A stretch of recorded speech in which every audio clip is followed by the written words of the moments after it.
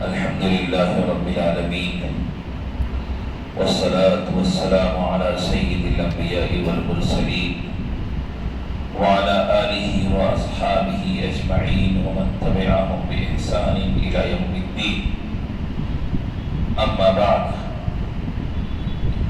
وعن زيد بن ثابت رضي الله عنه أن النبي صلى الله عليه وسلم قال: صلوا أيها الناس في بيوتكم وإن أفضل الصلاة صلاة المرء في بيته إلا المكتوبة. متفق عليه. وعن ابن عمر رضي الله عنهما عن النبي صلى الله عليه وسلم قال: اجعلوا من صلاتكم في بيوتكم ولا تتخذوها قبورا. متفق عليه. محترم حضرات، ہم سب جانتے ہیں کہ اسلامی عبادات میں سے اہم ترین عبادت نماز ہے، جس کے ذریعے انسان کو اللہ کی خاص قربت حاصل ہوتی ہے اور نماز کی پابندی کرنے والوں کے لیے خصوصی بشارتیں ہیں۔ اس کے برخلاف اگر کوئی شخص نماز کو چھوڑتا ہے تو اس کے لیے بڑی وعیدیں ہیں، سخت سزاؤں کا اعلان ہے، اور نبی اکرم صلی اللہ علیہ وسلم کا یہ فرمان تو بہت مشہور ہے: من ترک الصلاۃ متعمدا فقد کفر، کہ جس نے جان بوجھ کے نماز کو چھوڑ دیا تو اس نے کفر اختیار کر لیا، اس نے کفر والا کام کیا۔ تو نماز اہم ترین عبادت ہے، اسی لیے کلمہ طیبہ کے اقرار کے بعد سب سے پہلی ذمہ داری نماز کی پابندی ہے۔ لیکن افسوس یہ ہے کہ آج مسلمانوں کی بہت بڑی تعداد اس سے غافل ہے، حالانکہ اسلامی اعمال میں اور اسلامی ذمہ داریوں میں دوسرے نمبر پہ یہ ذمہ داری ہے کہ نماز کی پابندی کی جائے۔ اب نمازوں میں بھی فرض نمازیں ہیں، واجب نماز ہے، ایسے ہی سنتیں ہیں، اور سنتوں کو عام عربی زبان میں نوافل کہتے ہیں۔ فرض اور واجب کے علاوہ جتنی بھی نمازیں ہیں اس کو نوافل کہا جاتا ہے۔ اب انہی نوافل میں سنت مؤکدہ بھی ہیں، انہی نوافل میں سنت غیر مؤکدہ بھی ہے اور مستحب نمازیں بھی ہیں۔ یہ سب کی سب سنت مؤکدہ، سنت غیر مؤکدہ اور مستحب نمازیں جو ہم لوگ کہتے ہیں وہ سب کی سب نوافل ہیں۔ اسلام کی تعلیم یہ ہے کہ اسلامی معاشرے میں مسجد ہو، اسلامی محلہ مسجد سے آباد ہو، اور وہ مسجد بھی لوگوں سے آباد ہو، نمازیوں سے آباد ہو۔ نبی اکرم صلی اللہ علیہ وسلم جب مدینہ ہجرت کر کے تشریف لے گئے تو وہاں ابتدائی کوششوں میں آپ نے ایک اہم کوشش یہ کی کہ مسجد کی تعمیر فرمائی۔ گویا کہ جہاں کہیں مسلمانوں کی بستی ہو تو وہاں مسجد کا قیام اور مسجد کا ہونا ضروری ہے، اسی لیے نبی اکرم صلی اللہ علیہ وسلم نے مسجد کا انتظام فرمایا۔ اور مسلمانوں میں مردوں کی یہ ذمہ داری ہے کہ وہ اپنی فرض نمازوں کو مسجدوں میں جا کے ادا کریں۔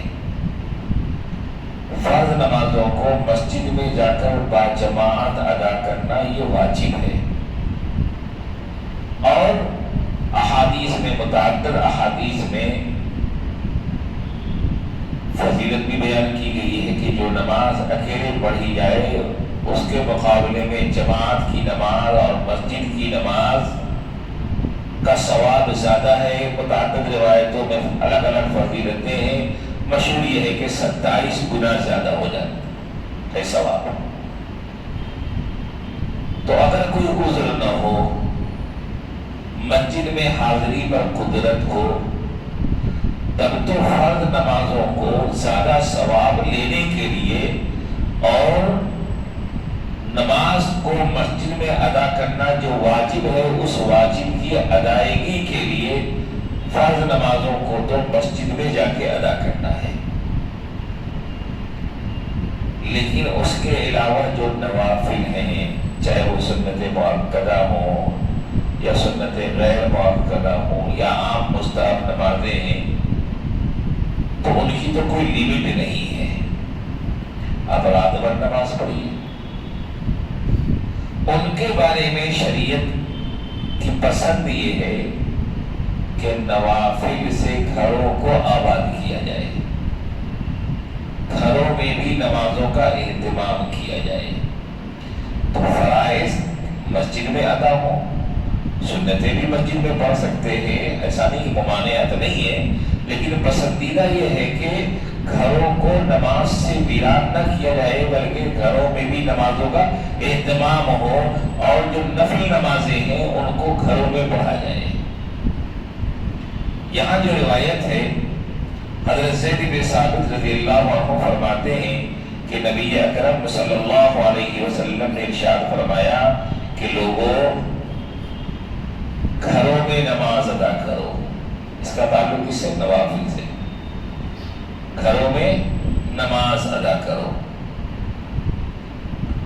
کیونکہ فرمایا کہ نبی اکرم صلی اللہ علیہ وسلم نے کہ فرض کے علاوہ فرائض کے علاوہ انسان کی نماز جو اس کے گھر میں ہوتی ہے یہ افضل ہے، فرائض تو مسجد میں افضل ہے، لیکن اس کے علاوہ جو نمازیں ہیں ان کے بارے میں فرما رہے ہیں کہ انسان کی نماز گھر میں افضل ہے۔ تو گویا کہ شریعت میں اللہ کے حکم کی پابندی اصل ہے، جس کام کو جس طریقے پہ جس مقام پر جس وقت اللہ تعالیٰ کروانا چاہے اس طریقے پہ کرنا یہ ثواب کا کام ہے، فضیلت والا عمل ہے۔ جب اللہ نماز پڑھوا رہا ہے تو پڑھنا عبادت ہے، نماز پڑھنے سے جس وقت منع کیا گیا اس وقت نہ پڑھنا عبادت ہے، جس نماز کو جہاں جس مقام پر پڑھنے کے لیے کہا گیا اس مقام پر پڑھنا عبادت ہے، کیونکہ اسلام نام ہے تعبد کا، اللہ کے حکم کی پیروی کا۔ وہاں اپنی عقل نہیں چلانی ہے، عقل سے بات سمجھ میں آ جائے بڑی اچھی بات، لیکن اصل چیز کیا ہے؟ اللہ کے حکم کی پابندی۔ اب حکم کی پابندی ہر جگہ ہے، مثال کے طور پر جو لوگ حج کرنے جاتے ہیں عمرہ کرنے جاتے ہیں وہاں دیکھیے طواف کر رہے چکر کاٹ رہے، کیا ہے؟ حکم کی پابندی ہے۔ صفا مروا کی سعی کر رہے دوڑ رہے ہیں، وہ کچھ نہیں پڑھا بس ہمارا چکر کاٹ لیا تو بھی صحیح ہو گئی، کیوں؟ حکم کی پابندی ہو گئی۔ کوئی شخص مینا میں جا کر کے مقیم ہو گیا، وہ کوہ مینا مل گیا اس کو، حکم کی پابندی ہو گئی۔ مصطفیٰ میں رات بھر سوئے رہے، حکم کی پابندی ہو گئی۔ غرضے کے اس چیز اور اس عمل کے پیچھے کی حکمت وجہ سمجھ میں آئے نہ آئے، اللہ کے حکم کی پابندی اصل ہے۔ اور حکم کی پابندی کب ہوگی؟ کہ جس کام کو وہ جس طریقے پہ جس مقام پر جس طرح ادا کرنے کے لیے کہہ رہا ہے اس طریقے سے ہم ادا کرنے یہ حکم کی پابندی ہوگی۔ اور یہی چیز بہت سے لوگوں کو سمجھ میں نہیں آتی، تو کہتے ہیں کہ ایسا کیوں ہے، ایسا کیوں ہے؟ ایسا اس لیے کہ اللہ کہہ رہے ہیں۔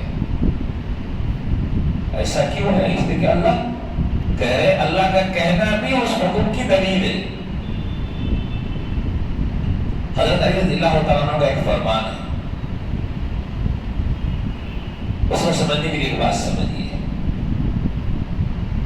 کہ مثال کے طور پر اگر کسی نے چمڑے کا موزہ پہن رکھا ہو، اسے عربی میں خفین کہتے ہیں، خفین پہن لیا، پہلے باوضو تھا اور وضو کرنے کے بعد اب اس نے باوضو حالت میں خفین پہن لیا. اب وہ مقیم ہے تو شریعت کہتی ہے کہ ایک دن ایک رات اب آپ کو وہ اتارنے کی ضرورت نہیں ہے، بس اس پر مسح کر لینا کافی ہے. اور آپ مسافر ہیں تو 3 دن 3 رات وضو کریں اور سارے اعضاء کو دھو لیں، لیکن پاؤں دھونے کی ضرورت ہے، اس پر مسح کر لینا کافی ہے خفین پر.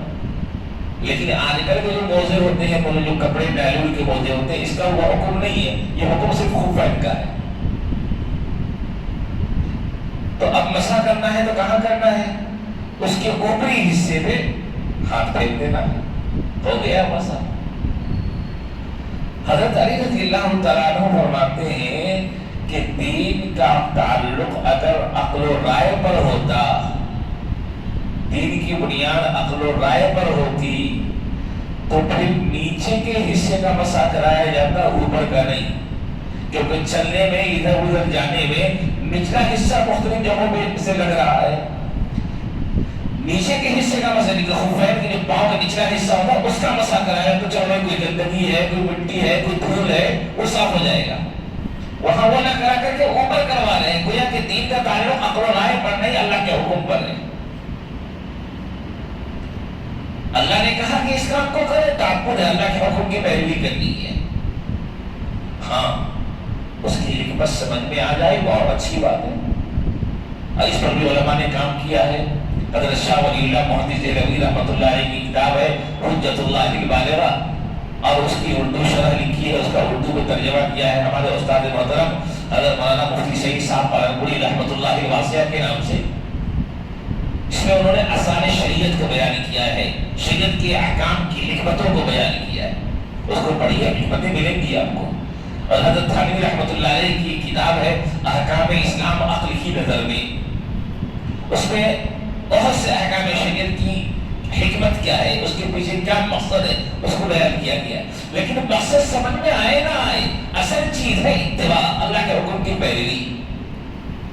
کہ اللہ نے جس کام کو جس انداز میں، جس طریقے میں، جس وقت میں ادا کرنے کے لیے کہا گیا، بس ہمارا کام ہے وہ کام کرنا، اس طریقے پہ کرنا. تو نمازیں اللہ سے قریب کرتی ہے، اہم ترین عبادت ہے.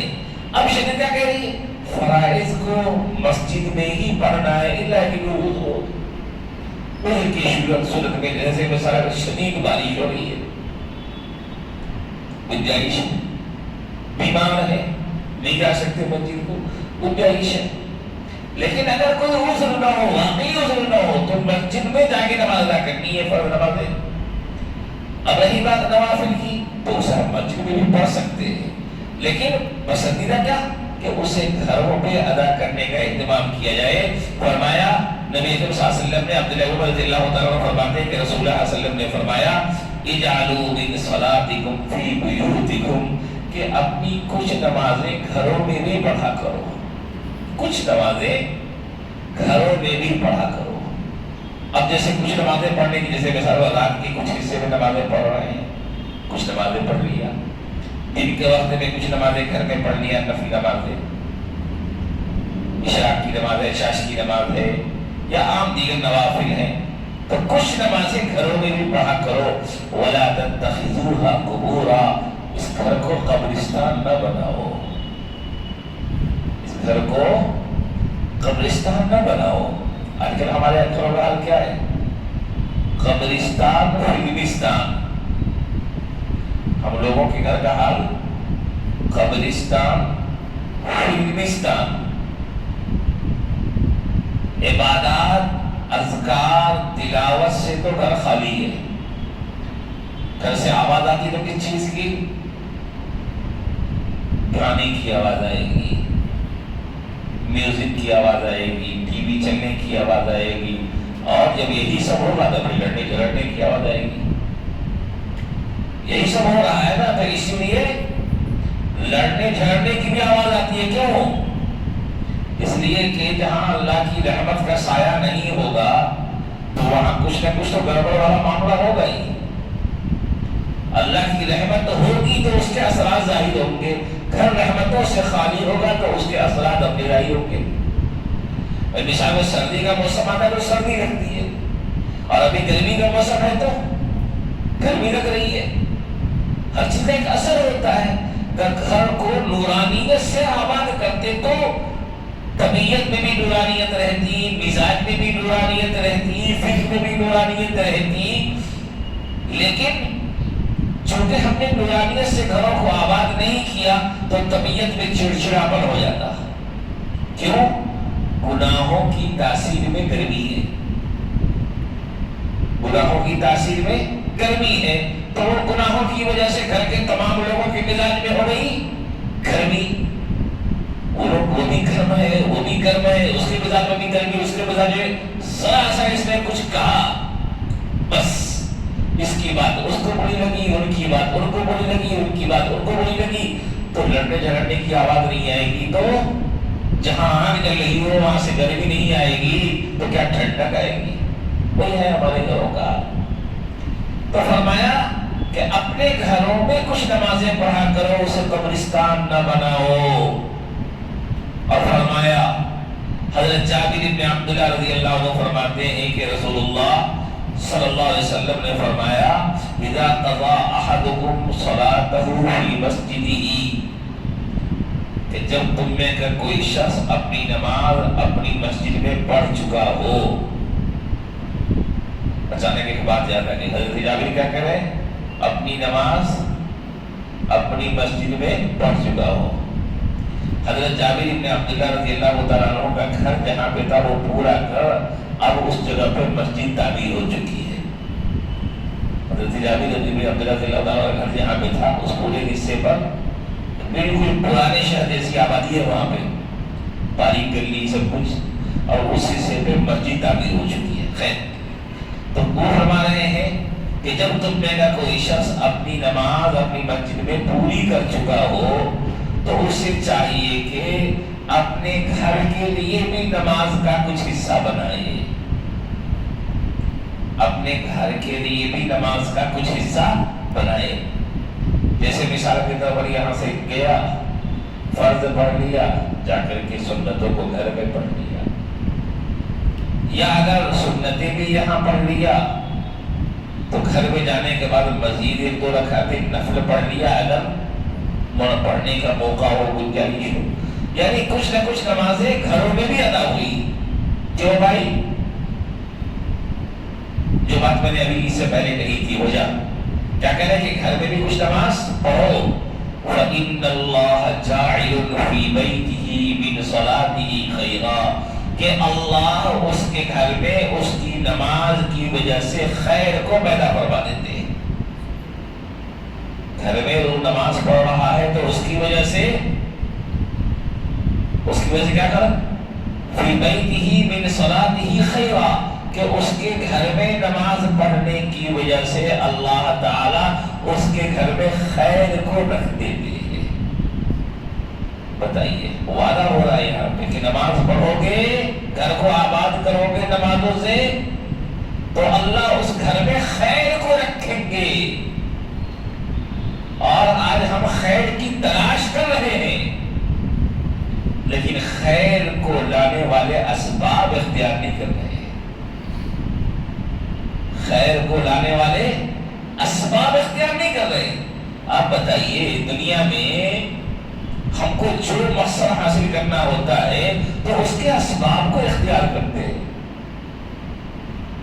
جو جاب لینی ہوتی ہے اس جاب کے قابل اپنے آپ کو بناتے ہیں. جو مقام لینا ہوتا ہے اس مقام تک پہنچنے کے لیے اسباب و وسائل کو اختیار کرتے ہیں.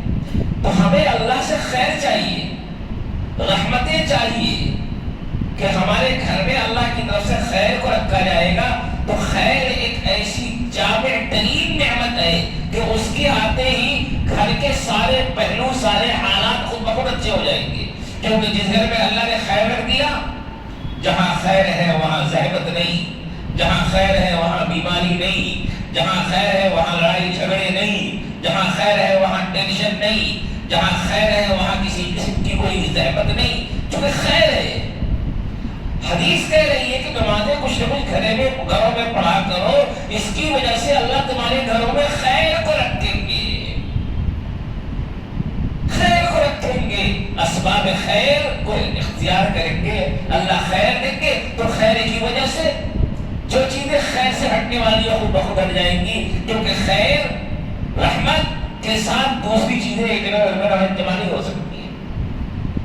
اس لیے بھائیوں، آج اپنے گھروں کو جہاں دیندار بنانے کی ضرورت ہے، وہاں آج کل جو ہمارے گھریلو حالات ہیں، ہر آدمی اپنے گھر کے حالات سے واقف ہے، مجموعی طور پر گھریلو حالات پرسکون نہیں ہے، گھریلو حالات پرسکون نہیں ہے، تو گھر میں سکون لانے کے لیے گھر میں دین لانا پڑے گا۔ گھر میں سکون لانے کے لیے دین اور شریعت کے خلاف کی جو چیزیں ہیں ان کو محبت کے ساتھ اچھے انداز میں گھر سے نکالنا پڑے گا، کیونکہ وہ چیزیں برائیوں کو لے کے آ رہی ہیں، وہ چیزیں اللہ کے غضب کو لے کے آ رہی ہیں، وہ چیزیں رحمت سے ٹکرانے والی چیزیں ہیں۔